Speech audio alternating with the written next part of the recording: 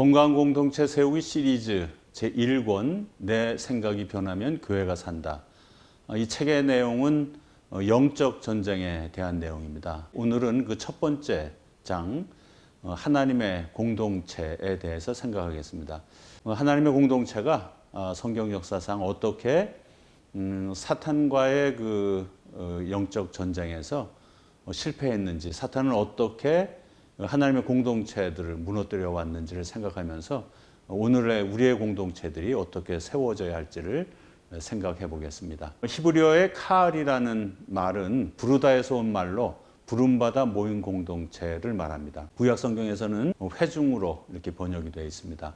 또 에다라는 단어가 있는데 에다는 택함 받았다는 말로 택함 받은 공동체를 의미합니다. 70인정에서는 카알을 에클레시아, 즉 교회로 번역하였는데 예수님께서 처음으로 사용하신 말씀이고, 영어 단어의 교회, 처치라는 단어는 히라보 크리아코스에서 온 것인데 주님에 속한 자들을 뜻합니다. 그래서 하나님의 공동체는 우리 주님에 속한 자들을 의미하고, 그래서 1장에서는 그 하나님의 공동체들이 어떻게 마귀와의 싸움에서 실패하였는지, 또 앞으로 어떻게 우리가 극복하고 이길 것인지를 생각해 보겠습니다. 성경상 그 첫 번째 그 하나님의 공동체는 에덴 동산에 있었던 부부 공동체입니다.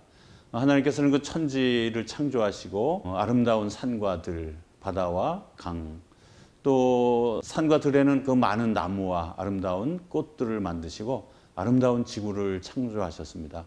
그리고 여섯 번째 날 아담과 이브를 창조하시고 또 땅에 사는 많은 동물들을 하나님께서 만드셨습니다. 하나님께서 엿새 동안 수고롭게 일하시고 첫 일에 되는 날 안식일로 주셨는데, 그 하나님의 안식한 날이 사람에게는 첫째 날입니다. 이것은 사람이 이 땅에 와서 이렇게 수고하고 애쓰고 그런 삶이 아니고 하나님께서 모든 것들을 창조하시고 만든 그 아름다운 땅에서 하나님과 동행하면서 행복하게 살기를 원하신 것이 하나님의 뜻인 것 같습니다. 창세기 1장 27절, 28절에 보면 하나님이 자기 형상, 곧 하나님의 형상대로 사람을 창조하시되 남자와 여자를 창조하시고 하나님이 그들에게 복을 주시며 하나님이 그들에게 이르시되 생육하고 번성하여 땅에 충만하라, 땅을 정복하라, 바다의 물고기와 하늘의 새와 땅에 움직이는 모든 생물을 다스리라 하시니라. 하나님께서는 자연을 창조하시고 아주 아름답다고 그런 말씀하셨고, 또 아담과 하와에게 큰 복을 주셔서 생육하고 번성하고 땅에 충만하라는 그런 복을 주셨습니다. 그리고 이 자연을 잘 가꾸고 동물들을 잘 다스리는 그런 축복을 주셨습니다. 그렇게 하면서 그 부부 공동체가 지켜야 될 하나의 명령을 주셨죠. 에덴 동산에 있는 각종 과일은 마음대로 먹지만 동산 중앙에 있는 나무의 열매는 먹지 말라. 창세기 2장 16절 17절에 보면 여호와 하나님이 그 사람에게 명하여 이르시되 동산 각종 나무의 열매는 내가 임으로 먹되 선악을 알게 하는 나무의 열매는 먹지 말라. 내가 먹는 날에는 반드시 죽으리라 하시니라 라는 말씀이 있습니다. 아담과 하와에게 모든 자유권을 주시고 마음대로 행복하게 하나님과 동행하면서 그렇게 살기를 원하셨는데, 첫 번째 영적 전쟁, 뱀이 하와를 와서 꼬입니다. 너희들이 그거를 먹는 날에는 너희 눈이 밝아져서 하나님같이 되어서 선악을 알 줄 하나님이 아시기 때문에 너희에게 그걸 먹지 못하게 했다. 이렇게 미혹을 합니다. 그러니까 하와가 정말 미혹되고 정신이 혼미해져서 그러고서 그 과일을 보니까 먹음직도 하고 보암직도 하고 지혜롭게 할 만큼 탐스럽기도 한 나무이기 때문에 선악과를 따먹고 자기만 먹은 것이 아니고 또 남편에게 갖다 먹게 함으로써 하나님의 말씀을 떠나고 하나님을 떠나고 그런 그 사건이 일어났습니다. 이 사건 때문에 하나님이 노하시고 찾을 때 서로 부부간에 갈등이 일어나는 그런 모습을 봅니다. 지금도 우리 그 인생을 살아가면서 부부간에 갈등을 일으키고 미워하는 일들이 생기고 하는 것들이 뱀이, 사탄이 이렇게 부부간을 갈라놓는 그런 모습들을 볼 수가 있습니다. 마태복음 19장 3절에서 6절에는 이런 말씀이 있습니다. 바리새인들이 예수께 나와 그를 시험하여 이르시되 사람이 어떤 이유가 있으면 그 아내를 버리는 것이 옳으니까. 예수께서 대답하여 이르시되 사람을 지으시니가 본래 그들을 남자와 여자로 지으시고 말씀하시기를 그러므로 사람이 그 부모를 떠나서 아내에게 합하여 그 둘이 한 몸이 될지니라 하신 것을 읽지 못하였느냐. 그런즉 이제 둘이 아니요 한 몸이니 그러므로 하나님이 짝지어 준 것을 사람이 나누지 못할지니라 이렇게 말씀을 하셨습니다.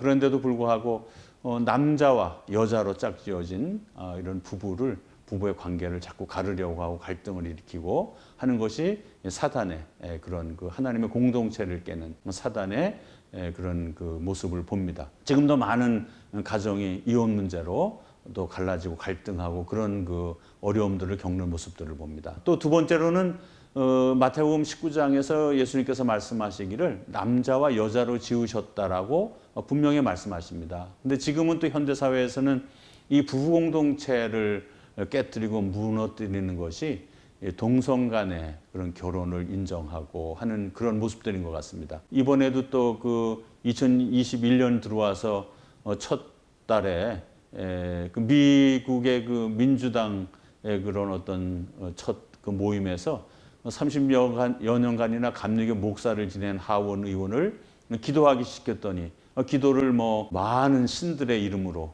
기도를 하고 그다음에 아멘 하고서는 또 and a woman 이렇게 기도를 해서 지금 사회적으로 많은 문제를 일으키는 그런 모습을 보는데 이분이 몰라서 그렇게 한 것 같지는 않습니다. 의도적으로 amen, a woman 이러면서 그 남자와 여자의 그 정체성을 흩어버려서 이제는 남자, 여자라고 말하지 못하고 피플이라고 말하게 하는 이런 그 운동이 이제 일어나기 시작하는 것 같습니다. 그 다음에 또 아버지, 어머니, father, mother가 아니고 parents, 부모라는 명칭으로 그렇게 남성과 여성을 혼합해서 없애버리려고 하는 그런 운동. 또 boy, girl 이러는 그 남성과 여성을 나타내는 것들을 무너뜨리고 children, child 이런 그 용어로 쓰게 하는 이런 운동들이 지금 일어나기 시작하는데 특별히 우리가 하나님의 말씀을 붙들고 하나님께서 본래 창조하신 것은 남자와 여자로 창조하시고 또 부부로 만드시고 이들을 통해서 생육하고 번성하고 이 땅에 충만히 퍼지라는 그런 복을 주신 것을 기억하고 사탄의 이런 그 계계에 넘어가지 않는 우리가 되어야 하겠습니다. 두 번째 공동체는 가정 공동체입니다. 아담과 하와가 하나님의 말씀을 어기고 에덴 동산에 있는 선악과를 따먹음으로써 에덴 동산에서 쫓겨나는 그런 비극을 겪습니다. 그리고 에덴의 동쪽으로 쫓겨난 아담과 하와 사이에서 자녀들이 태어나는데 특별히 가인과 아벨을 성경이 언급하고 있습니다. 그런데 이 가인과 아벨 또 이 가정에 큰 사건이 일어납니다. 가인 그 큰 아들이 동생인 아벨을 쳐 죽이는 살인하는 이 가정에서 형이 동생을 죽이는 살인 사건이 일어났다는 것은 얼마나 큰 비극적인 그런 일입니까? 그런데 이것도 역시 사탄의 짓이라는 것이죠. 요한복음 8장 44절에는 이런 말씀이 있습니다. 너희는 너희 아비 마귀에게서 났으니 너희 아비의 욕심대로 너희도 행하고자 하느니라. 그는 처음부터 살인한 자. 여기에서 처음부터 살인한 자라고 마귀를 언급한 것은 그 가인을 시켜서 동생을 죽이게 한 이런 살인 사건을 얘기합니다.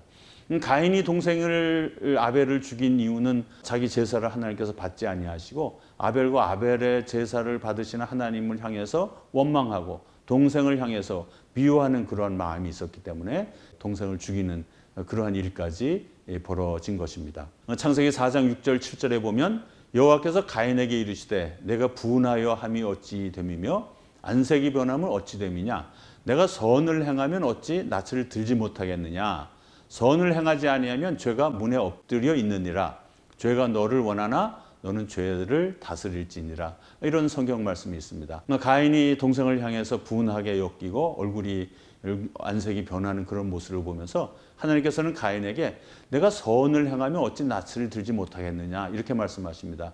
근데 한국어로 해석하면 그 뜻이 참 불분명하지만 영어 NIV 성경에서는 If you do what is right, will you not be accepted? 그렇게 번역이 되어 있습니다. 네가 옳은 일을 행하면 너도 앞으로 받아들일 것이라는 하나님의 말씀이신 거죠. 그래서 너도 가서 옳은 일을 행하고 오면 너와 내 자살을 받겠다라고 말씀하셨는데도 불구하고 마음에 품었던 동생에 대한 미움과 그런 것 때문에 동생을 죽이는 그런 사건을 일으킵니다. 가인은 그 옳은 일이 무엇인지 몰랐죠.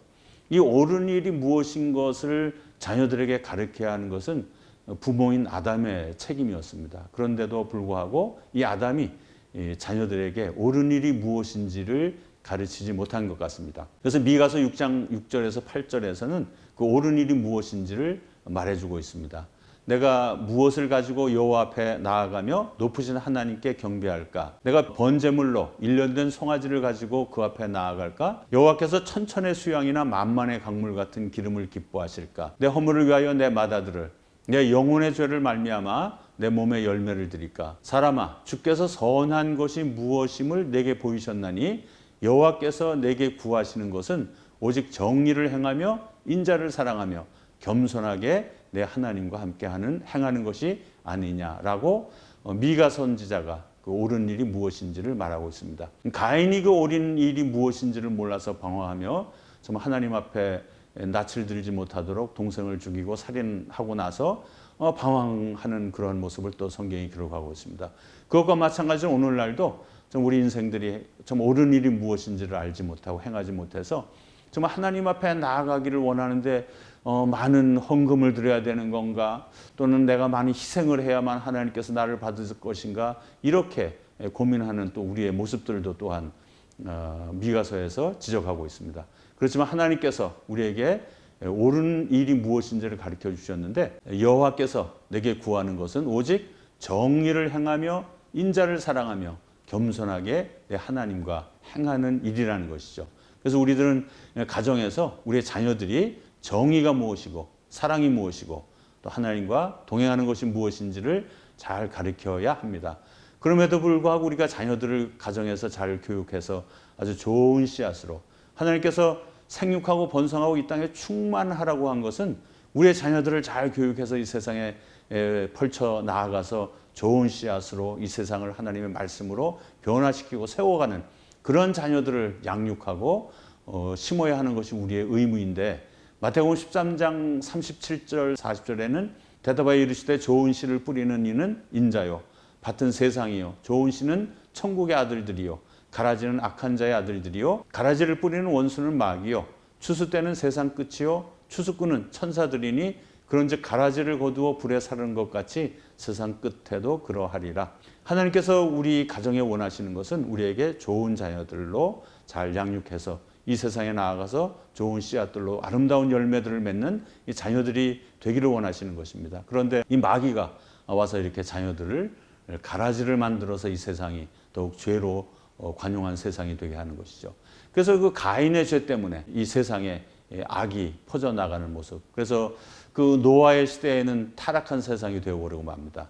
그래서 창세기 6장 11절 12절에 보면 그때의 온 땅이 하나님 앞에 부패하여 포악함이 땅에 가득한지라 하나님 보신즉 땅이 부패하였으니 이는 땅에서 모든 혈육 있는 자의 행위가 부패함이었더라. 우리 가정에서 자녀 교육에 실패하면 이 땅은, 이 세상은 온통 그 부패와 포악함으로 가득해져 버리는, 그래서 끝내는 노아 시절에 하나님께서 모든 포악한 인간들을 다 홍수로 쓸어 버리시고 노아와 세 아들들을 남겨두신 이런 사건을 우리가 성경에서 읽을 수가 있습니다. 오늘도 우리가 가정에서 마귀에게 실패하고 지지 않기 위해서는 우리 가정 공동체가 우리 자녀들을 잘 양육해서 좋은 씨앗으로 양육하는 그런 일들이 가정에서 일어나야 하겠습니다. 세 번째 공동체는 바벨 공동체입니다. 하나님께서는 홍수 가운데서 노아와 세 아들을 방주를 짓게 하시고 살려두셨습니다. 그렇게 하고 홍수가 끝난 이후에 방주에서 그 노아와 아들들이 나올 때 또 하나님께서 당부하시는 말씀이 뭐냐면 너희는 생육하고 번성하라, 땅에 충만하라, 그런 그 부탁이었습니다. 그리고 사람들이 점점 더 불어나고 생육하고 번성할 때에 한 그 영웅이 태어납니다. 창세기 10장 8절 12절에는 이런 말씀이 있습니다. 구스가 또 니므롯을 낳았으니 그는 세상의 첫 용사라. 그가 여호와 앞에서 용감한 사냥꾼이 되었으므로 속담에 이르기를 아문은 여호와 앞에 니므롯같이 용감한 사냥꾼이로다 하더라. 그의 나라는 신할 땅의 바벨과 에렉과 악박과 갈레에서 시작되었으며 그가 그 땅에서 아수르로 나아가 니느웨와 르호보딜과 갈라와 및 느느웨와 갈라 사이에 레센을 건설하였으니 이는 큰 성읍이라. 하나님께서 원하신 것은 사람들이 생육하고 번성해서 퍼져나가서 하나님께 지으신 이 아름다운 땅, 온 지구에 충만해서 하나님을 찬양하고 예배하며 그렇게 살기를 원하신 것입니다. 그런데 니므롯은 영웅 같은 아주 리더십을 가진 영웅이 태어나서 여호와 앞에서 용감한 사냥꾼이 되는데 무슨 사냥꾼이에요? 사람의 사냥꾼이 되는 것이죠. 그래서 사람들을 사냥해서 자기 앞으로 인도하고 이 흩어지는 것을 면하자 해가지고 많은 그 도성들을 만들고 끝내는 또 바벨탑을 쌓고 그러는 그 범죄함이죠. 그리고 끝내는 하나님의 뜻을 거역했기 때문에 끝내 자기가 할 수 있는 것은 하나님의 자리에서 자기가 숭배를 받는 겁니다. 니므롯에 의해서 바알 신과 아세라 신의 그런 그 형태들이 나타나고 우상 숭배하는 일들이 이 땅에 만연해지는 그런 큰 범죄를 범했습니다. 지금 또 현대 사회에서도 마찬가지로 우리는 그 생육하고 번성해서 땅에 충만해야 하는데 이것이 요즘 젊은 세대에서 생육하고 번성하는 일이 멈춰지는 그런 모습도 봅니다. 또 바벨탑을 쌓습니다. 우리 지식과 많은 그 기술과 과학과 이런 것들로 인해서 바벨탑을 쌓다 못해 지금은 이제 테슬라 사장이 이 지구를 버리고 이제는 화성에 가서 살겠다고 하면서 과학으로 화성에 도전하고 이런 모습들을 보면 과연 하나님께서 우리에게 원하신 것은 이 땅에서 아름다운 자연을 가꾸며 이렇게 살기를 원하신 이 지구를 버리고 지구를 오염시키고 이제 화성으로 가겠다고 하는 바벨탑을 쌓는 그런 모습들을 봅니다. 그러다 보면 이렇게 세상은 정말 원월드 운동 같은 것들이 일어나고 자기들이 숭배받는 그런 이제 큰 우상이 하나님의 자리에 앉는 그런 세상으로 지금 변해가고 있는 모습을 우리가 눈으로 목도할 수가 있습니다. 또한 니므롯의 죄를 우리 교회로서도 교회적인 측면에서도 교훈으로 삼아야 합니다. 생육하고 번성하여 땅에 충만하라고 하는 것은 사도행전 1장 8절에 보면 오직 성령이 임하시면 너희가 권능을 받고 예루살렘과 온 유대와 사마리아와 땅 끝까지 이르러 내 증인이 되리라. 하나님께서는 하나님의 복음으로 이 땅이 충만해지고 가는 곳마다 하나님을 찬양하고 예배하는 그런 그 교회들이 세워지고 사람들이 예배하는 것을 원하시는데 지금 교회들이 사람들을 영웅 같은 사람들이나 사람들을 다 자기 앞으로 인도하지만 흩어내지를 않고 바벨탑을 쌓아가는 사람을 쌓고 또 모든 재정으로 자기의 교회만 위한 바벨탑을 쌓는 그런 모습들을 또 우리가 종종 경험할 수가 있습니다. 또 그런 자리에서 또 한 목사가 니므롯의 자리에 앉는 이러한 모습들, 그래서 이러한 것들은 우리 교회들이 철저히 회개하고 이제로부터는 하나님의 뜻을 따라서 복음을 나가서 전하는 이러한 일에 모든 우리의 교인 성도들을 훈련하고 내보내는 일, 그런 이들로 나가서 복음을 전할 수 있도록 재정적으로 지원하는 그러한 일, 모든 하나님의 종들이 아주 겸손하게 주님을 잘 섬기는 그런 일들이 있어야 하겠습니다. 네 번째는 애굽 공동체입니다. 하나님께서 그렇게 니므롯 때문에 우상 숭배로 가득한 그 메소포타미아 땅에서 하나님께서 아브라함을 불러내십니다. 창세기 12장 1절 2절에는 이런 말씀이 있습니다. 여호와께서 아브라함에게 이르시되 너는 너의 고향과 친척과 아버지의 집을 떠나 내가 네게 보여줄 땅으로 가라.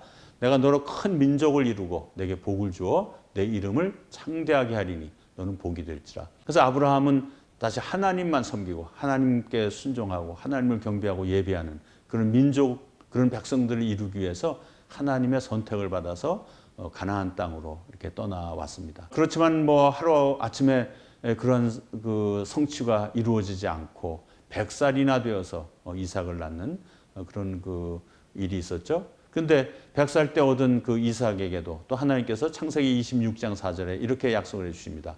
내 자손을 하늘의 별과 같이 번성하게 하여 이 모든 땅을 내 자손에게 주리니 내 자손으로 말미암아 천하 만민이 복을 받으리라. 이렇게 복을 주셨습니다. 그리고 그 아들 야곱에게 또 하나님께서 축복하십니다.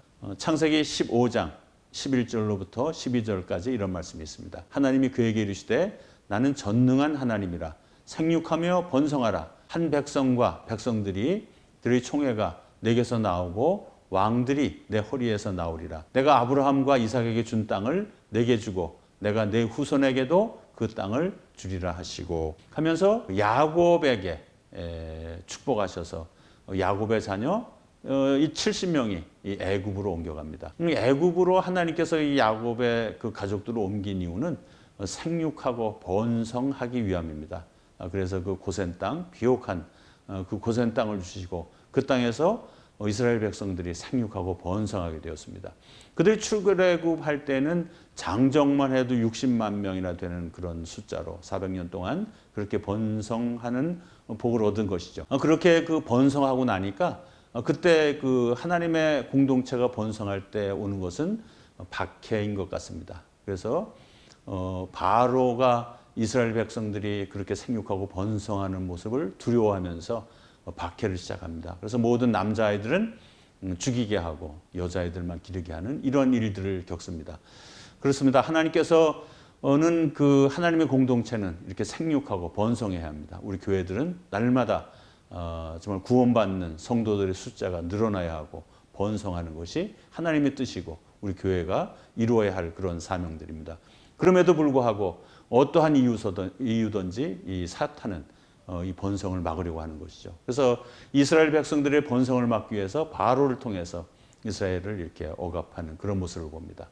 창세기 3장 7절로부터 8절을 보면 여호와께서 이르시되 내가 애굽에 있는 내 백성의 고통을 분명히 보고 그들이 그들의 감독자로 말미암아 부르짖음을 듣고 그 근심을 알고 내가 내려가서 그들을 애굽인의 손에서 건져내고 그들을 그 땅에서 인도하여 아름답고 광대한 땅 젖과 꿀이 흐르는 땅 곧 가나안 족속, 헷 족속, 아모리 족속, 브리스 족속, 히위 족속, 여부스 족속의 지방에 데려가려 하노라. 이렇게 그 이스라엘 백성들이 고통 가운데 부르짖을 때 하나님 모세를 택하셔서 하나님께서 아브라함과 이삭과 야곱에게 약속하신 가나안 땅으로 인도해 내시는 모습을 봅니다. 교회는 핍박의 역사입니다. 초대교회도 이렇게 핍박을 받았습니다. 사도행전에 보면 예수님께서 승천하신 이후에 성령이 임하시고 제자들에 의해서 예수님의 그 복음이 선파되어져 갈 때 하루에 3,000명, 하루에 5,000명이나 되는 그런 그 성도들이 교회를 세워가는 그런 모습을 보았습니다. 그런데 이러한 일이 일어나자마자 일어난 것이 큰 핍박입니다. 사도행전 8장 1절에도 보면 사울은 그가 죽임 당함을 마땅히 여기더라. 그날에 예루살렘에 있는 교회에 큰 박해가 있어 사도 외에는 다 유대와 사마리아 모든 땅으로 흩어지니라. 그래서 교회는 박해를 통해서 또 흩어져가는 이런 모습들을 봅니다. 로마 시대에는 어땠습니까? 네로 황제에 의해서 기독교인들이 얼마나 많이 순교를 당하고 또 국교로 인정될 때까지 카타콤에 들어가 살면서 그렇게 기독교인들이 박해 안에 그래도 하나님의 뜻은 이들이 성장하고 생육하고 번성하는 교회의 역사입니다. 또 그 다음에 일어난 것들은 또 독일 나치 히틀러에 의해서 600만 명이나 되는 그러한 유대인들이 죽어가는 그런 모습들, 또 공산주의가 일어나서 많은 공산주의자들에 의해서 교회가 핍박을 받고 요즘은 또 이슬람에 의해서 핍박받는 그런 시대를 우리가 살아갑니다. 그래서 특별히 우리가 이렇게 핍박받을 때는 하나님 앞에 부르짖는 것이죠. 이스라엘 백성들이 애굽에서 바로의 핍박을 받으며 하나님께 부르짖었던 것처럼 우리가 핍박받는 교회들을 위해서 부르짖을 때에 하나님께서 그들을 구원하시고 세워주실 줄로 믿습니다. 다섯 번째 그 성경 중에서 볼 수 있는 공동체는 광야 공동체입니다. 모세가 이스라엘 백성들을 인도해서 광야로 나왔습니다. 사도행전 7장 37절 38절에 보면 이스라엘 자손에 대하여 하나님이 너희 형제 가운데서 나와 같은 선지자를 세우리라 하던 자가 곧 이 모세라. 시내산에서 말하던 그 천사와 우리 조상들과 함께 광야 교회에 있었고 또 살아있는 말씀을 받아 우리에게 주던 자가 이 사람이라. 하나님은 그 이스라엘 백성들을 노예 생활을 하던 이스라엘 백성들을 광야로 인도하셨습니다. 이 광야 교회의 특징은 하나님을 경험하는 그런 그 특징을 갖고 있습니다. 홍해 앞에서 정말 앞에 홍해가 막혀 있고 뒤에는 애굽의 군대들이 추격하는 그러한 아주 위기 가운데서 하나님께서 밤새도록 동풍을 일으키시고 홍해를 가르시고 이스라엘 백성들이 건너도록, 이건 큰 기적입니다. 이런 큰 기적을 베풀어 주셨고, 이들이 마라에 이르렀을 때 물을 목마르고 물을 마셔야 하는데 물이 쓰니까 또 하나님을 원망하고 모세를 원망할 때 모세를 통해서 나뭇가지를 꺾어 넣어서 물이 단물로 바뀌고, 그들이 또 고기를 탐하고 또 먹는 것을 염려할 때 또 메추라기와 만나로 먹이는 모습을 봅니다.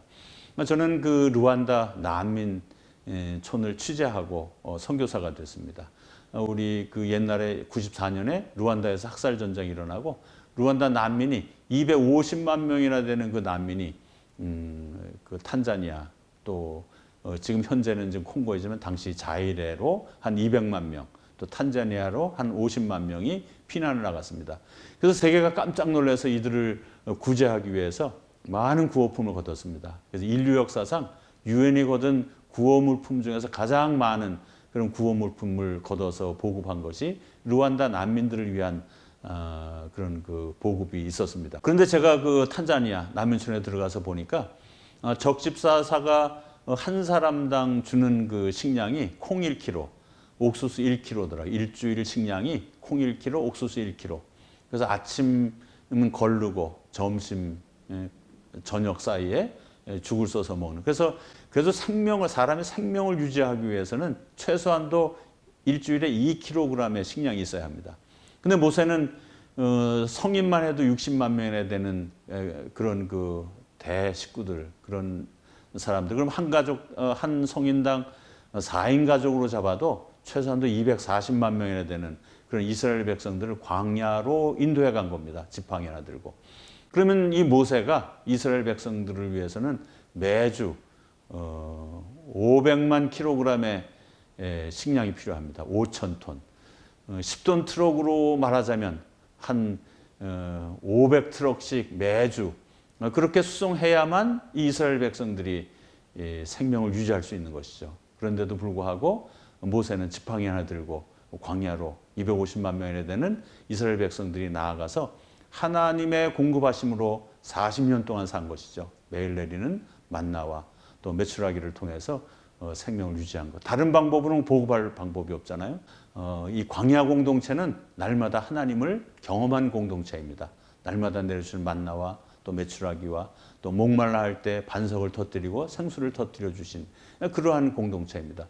그럼에도 불구하고 하나님을 날마다 경험했음에도 불구하고 이들의 모습을 보면 늘 원망하고 옛날 과거를 돌아보고 이집트로 돌아가겠다고 하고 지도자들을 원망하고는 그러한 모습들, 그것을 고치기 위해서 하나님께서는 광야로 이스라엘 백성들을 인도한 것이죠. 어떤 민족이 다른 민족에게 식민지를 당하면 식민지를 겪은 그 횟수만큼 회복 기간이 필요하다고 합니다. 우리나라는 잠시 36년 동안 일본의 그런 강점기에 있었는데 해방된 이후에 36년, 40년 동안이나 우리 그 역사를 보면 그 혼란스럽고 그런 모습들을 보면 정말로 식민지 근성, 그 노예 근성을 빼기가 쉽지 않습니다. 이스라엘 백성들은 이집트에서 400년 이상이나 이렇게 노예로 살았던 그러한 민족입니다. 그러니 이 노예 근성을 빼려면 최소한도 400년 이상의 시간이 필요한데 하나님께서는 이 40년 동안 광야에서 하나님의 임재와 하나님의 그 능력과 하나님의 함께 하심을 날마다 그들로 하여금 경험하게 하시고 그들이 변화되기를 원하셨죠. 근데 그 중에서 딱 하나님을 신뢰하고 믿는 것은 여호수아와 갈렙밖에 없었죠. 그래서 나머지 이 세대들은 2세 이 광야에서 난 세대입니다. 이들은 날마다 하나님을 경험했습니다. 하나님을 경험하고도 하나님을 신뢰하지 못했던 모든 1세들은 다 광야에서 죽고 2세들이 요단강을 건너서 가나안 땅으로 들어가는 모습을 봅니다. 요단강 앞에 선 그 이스라엘의 모습과 홍해 앞에 섰던 이스라엘의 모습이 너무나 다른 것을 우리가 성경을 통해서 볼 수가 있습니다. 홍해 앞에 섰던 이스라엘 백성들은 하나님을 알지 못하고 경험하지 못했기 때문에 원망하며 두려워하며 그렇게 벌벌 떠는 그런 모습. 그때는 하나님께서 수고스럽게 밤새 동풍을 일으키셔서 홍해를 가르시고 이스라엘 백성을 건너게 하십니다. 그러나 하나님을 40년 동안 경험했던 이 2세들, 광야에 살아고 하나님과 동행했던 이 이스라엘 그 2세들은 요단강 앞에 여호수아와 함께 섰을 때 아직도 그 요단강이 갈라지지 않고 홍수철이 돼서 물이 철철 넘쳐 흐르는데 여호수아가 우리 이제 요단강을 건너자고 하니까 아무도 불평하지 않고 모든 텐트와 자기의 그 소유물들을 다 챙겨서 메고 들고 그리고 요단강 앞으로 건너기 위해서 줄 서는 모습을 상상해 보십시오. 특별히 12 제사장은 아직도 갈라지지 않은 요단강을 향해서 들어가라고 하니까 법궤를 메고 발을 디디고 들어가는 이 모습들입니다. 그래서 하나님을 경험한 사람들입니다. 그래서 하나님의 공동체들은 하나님을 경험하고 하나님을 경험할 때 하나님을 신뢰하고 믿는 그런 믿음이 커가는 그런 공동체가 되어야 합니다. 광야에서 죽어버린 그런 1세대들과 같은 그런 실패가 없는 여러분의 공동체가 되기를 바랍니다. 6번째 공동체는 가나안 공동체입니다. 하나님이 통치하는 공동체이죠. 하나님께서 그 이스라엘 백성들을 애굽에서 이끌어내시고 광야에서 말씀해 주신 출애굽기의 내용 23장 23절로부터 26절까지의 말씀을 보면 정말로 하나님이 원하시는 것이 무엇인지 하나님의 소원이 여기에 담겨 있어요. 아담과 이브에게 생육하고 번성하고 땅에 충만하라, 땅을 정복하라. 그다음에 또 그 노아를 방주에서 내보내시면서 또 생육하고 번성하고 땅에 충만하라. 또 아브라함과 이삭과 야곱에게도 계속해서 생육하고 번성하라고 그렇게 말씀하시는 그 이유, 그 하나님의 원하심이 출애굽기 23장 23절로부터 26절까지 말씀에 담겨져 있습니다. 내 사자가 내 앞서 가서 너를 아모리 사람과 헷 사람과 브리스 사람과 가나안 사람과 히윗 사람과 여부스 사람에게로 인도하고 나는 그들을 끊으리니 너는 그들의 신을 경배하지 말며 섬기지 말며 그들의 행위를 본받지 말고 그것들을 다 깨뜨리며 그들의 주상을 부수고 내 하나님 여호와를 섬기라. 그리하면 여호와가 너희의 양식과 물의 복을 내리고 너희 중에서 병을 제하리니 내 나라에 낙태하는 자가 없고 임신하지 못하는 자가 없을 것이라. 내가 너의 날수를 채우리라. 이게 하나님의 소원이십니다. 하나님께서는 이 우주 만물을 창조하시고 아름다운 지구를 창조하시고 모든 생물들을 창조하시고 우리 인간들이 얼마든지 먹고 마실 수 있는 것들을 아주 많이 풍성하게 이렇게 창조해 두셨습니다. 그런데도 하나님과 함께 동행하며 그것을 즐기고 관리하는 그러한 입장에 있어야 하는데 범죄함으로 이 세상에 죄악이 들어오고 우리에게 궁핍이 들어온 그런 모습들입니다. 출애굽기 23장에 그 분명히 약속한 가나안에 들어가서 내 하나님 여호와를 섬기라. 그리하면 여호와가 너희 양식과 물의 복을 내릴 것이라는 것입니다. 우리의 걱정 염려는 뭡니까? 늘 우리가 걱정하는 것은 무엇을 먹을까, 무엇을 마실까. 이것이 인간들의 우리 인생의 염려가 아닙니까? 그렇지만 하나님을 잘 섬길 때 이 문제들이 해결된다는 것이죠. 또 우리들의 염려는 뭡니까? 늘 생로병사 문제를 가지고 인생들은 또 지금 여러 가지로 약을 개발하고 그렇게 돈을 투자하고 그러지 않습니까? 그렇지만 여호와 하나님을 잘 섬기면 너희 중에 병을 제하시겠다는 겁니다. 또 각 가정에 낙태하는 자가 없고 임신하지 못하는 자가 없을 것이다. 생육하고 번성하는 복을 가정마다 하나님을 잘 섬길 때 허락하신다는 것이죠. 또 중요한 것은 너의 날수를 채우리라. 모세는 120년을 건강하게 살았습니다. 하나님께서 우리 인간에게 주신 최장의 그 인간 생명이 120년이잖아요. 그 120년을 건강하게 살 수 있는 그런 복을 주셨는데 우리가 하나님을 잘 섬기면 그 복을 다 누릴 수 있다는 것이죠. 이것이 하나님의 뜻이었습니다. 그래서 가나안 공동체는 하나님을 잘 섬기는 공동체. 또 여호수아는 그래서 24장 31절에 이런 말씀이 있습니다. 이스라엘이 여호수아가 사는 날 동안과 여호수아 뒤에 생존한 장로들 곧 여호와께서 이스라엘 위하여 행하신 모든 일을 아는 자들이 사는 날 동안 여호와를 섬겼더라. 그래서 여호수아서를 읽어보면 여호수아의 그런 그 리더십은 실패가 없는 그런 리더십이었습니다. 그래서 가나안 땅을 정복하는 그런 일들을 하나님을 잘 섬김으로써 이루어 갔었죠. 근데 여호수아가 죽고 나서 또 하나님을 경험했던 그런 장로들이 죽고 나서 또 백성들이 하나님을 따르지 않고 우상을 숭배하고, 그럴 때는 또 이웃의 그 적들이 와서 이스라엘을 괴롭게 하고, 그럴 때마다 또 하나님께서는 사사를 일으켰습니다. 그래서 사사가 이스라엘 백성들 인도하고, 그래서 하나님께서 직접 통치하시는 그러한 그 공동체가 가나안 공동체였습니다. 지금도 우리는 정말로 하나님께서만 통치하는 그러한 공동체가 되도록 노력을 하셔야 합니다. 성령께서 통치하는 그러한 공동체. 그런데 사무엘상에 보면 사사에게 이스라엘 백성들이 왕을 뽑아달라고 하는 그런 모습이 나옵니다. 사무엘상 8장 7절에 보면 여호와께서 사무엘에게 이르시되 백성이 내게 한 말을 다 들으라. 이는 그들이 너를 버림이 아니요 나를 버려 자기들의 왕이 되지 못하게 함이니라. 가나안 땅에 이스라엘 백성들의 왕은 하나님이었었다는 것이죠. 그래서 신정정치, 하나님께서 통치하는 그러한 가나안 공동체였습니다. 지금도 우리는 우리의 교회, 우리의 공동체들이 성령께서 우리를 통치하시도록 우리의 자리를 내어드리고 성령께서 인도하시도록 그렇게 내어드려야 함에도 불구하고, 사람이 조직으로, 사람이 자기의 능력으로 행하려고 할 때에 마귀에게 속아서 실패하고 공동체가 어려움을 겪는 많은 모습들을 봅니다. 하나님께서 통치하는 그런 공동체를 회복하시는 여러분 되시기를 바랍니다. 7번째는 그 예루살렘 공동체입니다. 다윗이 하나님에 대한 그 충성심과 그런 마음을 가지고 하나님의 성전을 세우려고 모든 물자들을 모아 두었습니다. 그럼에도 불구하고 하나님께서 다윗에게 성전 짓는 것을 허락하지 아니하시고 그 아들 솔로몬에게 성전을 짓게 하셨죠.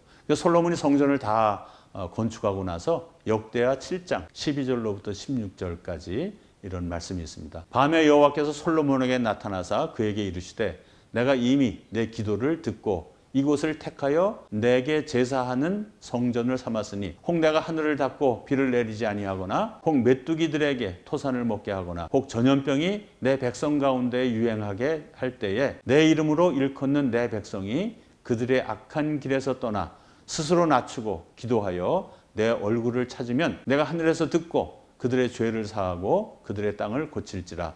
이제 이곳에서 하는 기도에 내가 눈을 들고 귀를 기울이리니 이는 내가 이미 이 성전을 택하고 거룩하게 하여 내 이름을 여기에 영원히 있게 하였습니다.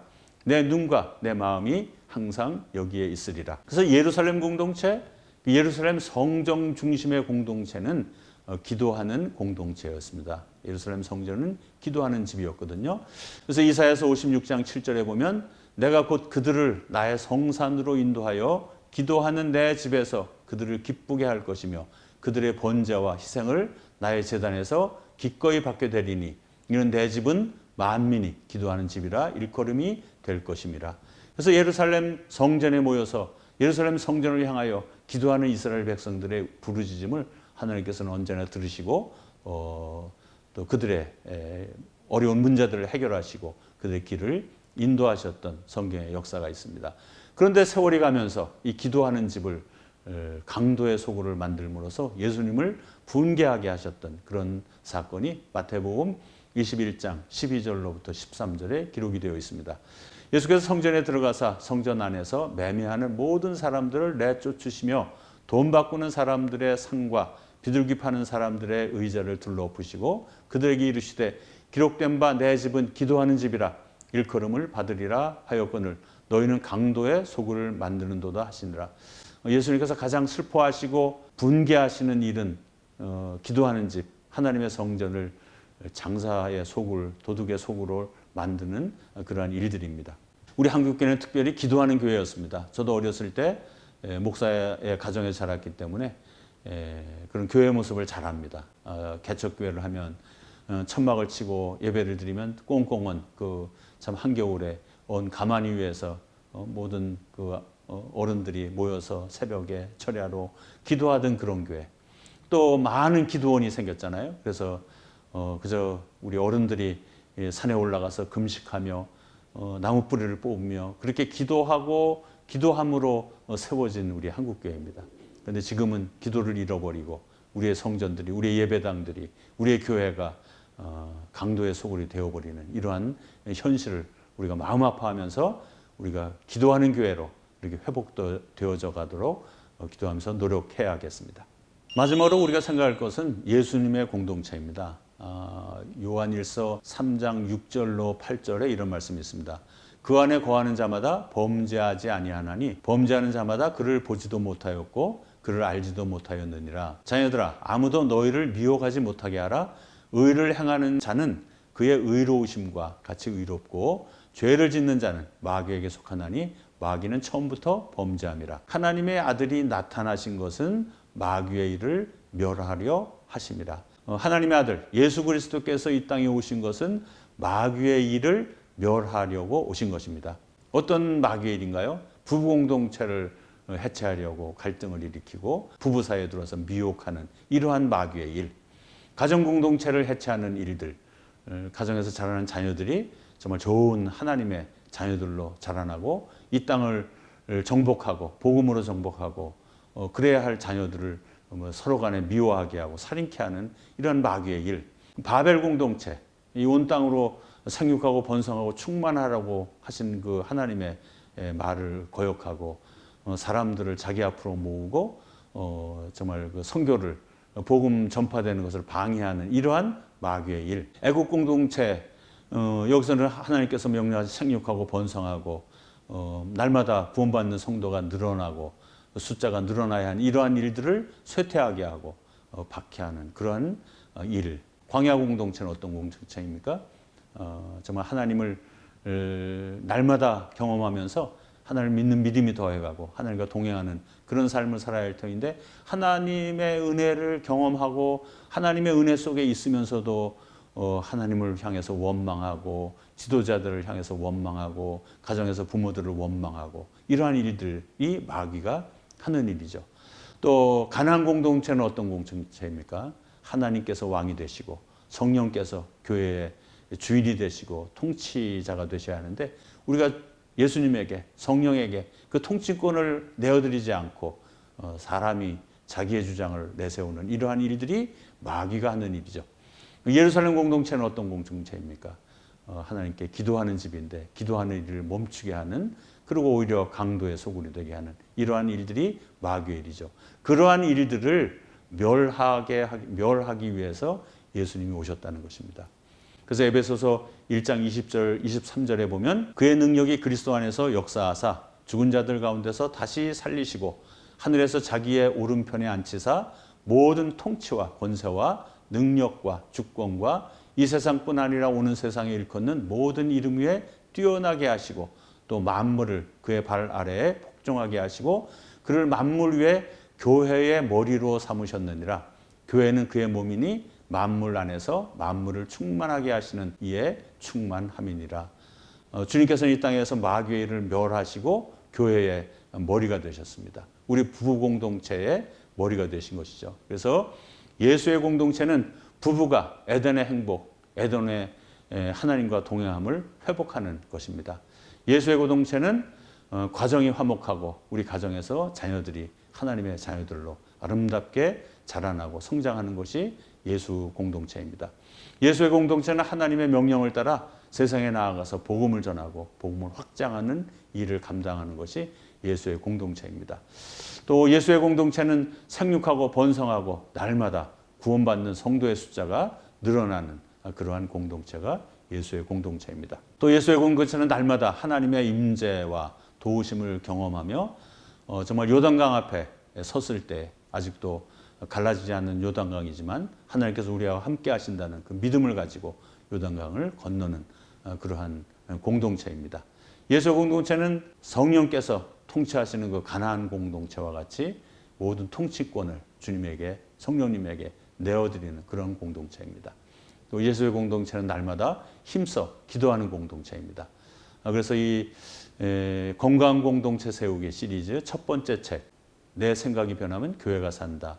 1장에서는 하나님의 공동체가 어떻게 사탄에게 패하여 왔는지를 생각했고 또 다시 예수님께서 이 땅에 오셔서 마귀를 멸하셨으니까 예수를 머리 삼은 공동체가 되어서 승리하는 그러한 일들을 위해서 하나님의 공동체들을 생각해 봤습니다.